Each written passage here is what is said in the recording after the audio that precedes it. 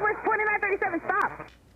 A new spine-chilling close call after two passenger planes narrowly avoiding a collision by just 300 feet. The FAA wants to know why.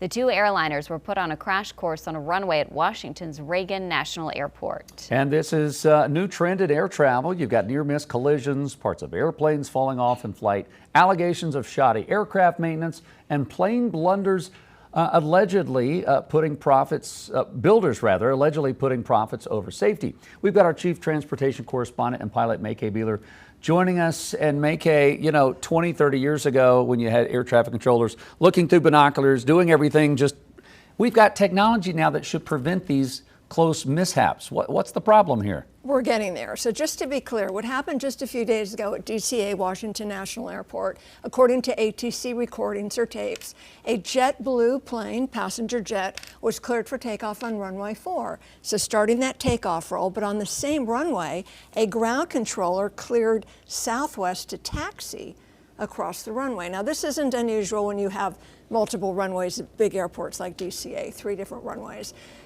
But they're not supposed to be on the runway at the same time. So Southwest is taxiing, the jet's taking off, and at the last minute you heard, stop, stop, stop. So a horrible accident was averted. A communication issue, perhaps. Tower talking to one plane, ground control talking to another, and they're not on the same page, so to speak. So typically when you have a runway incursion like that, and a runway incursion is where someone is on the runway that's not supposed to be there. It could be a vehicle, a person, or an aircraft. So we have to be clear to be on the runway. Can't have 2 people typically on the runway at the same time. So typically maybe a pilot misunderstood or didn't write the clearance down or miscommunicated or the controller miscommunicated. Appears to be a controller issue. The pilots were just doing what they were told to do.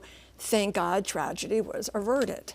There's a lot at stake when you're dealing with aircraft, moving them around. You're a veteran FAA flight instructor. What do you teach your students when it comes to all of this? Situational awareness. We have to know what's going on at all times. We're experts at multitasking. Typically you have a 2-pilot crew, at least for airliners. Smaller planes, we tend to be solo.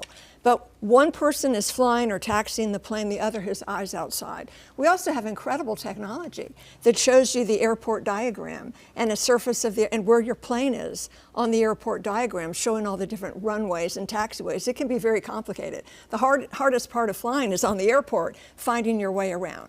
So I teach students situational awareness. Where are you? Pay attention. Now in this particular case, these pilots were on different radio frequencies. If they were on the same frequency, they may have heard, oh, they just cleared that jet to take off and they just cleared me to taxi, stop. Yeah. They didn't hear that. One is listening to tower, the other is listening to ground control. So things can get dicey, but I do teach situational awareness. Keep your eyes open. If you're confused about something, stop and ask ATC what's going on. And then we have fatigued air traffic controllers because of the shortage, and they're working such long hours. So we all need to keep our eyes open. One problem may be causing another. Yeah, all right. Well, as passengers, we just want to be safe. We don't even know what's happening behind the scenes most of the time. As pilots, we want you to be safe. And ATC, they're great people. We all want to be safe. Yeah. That's right. All right, MayCay, thank you for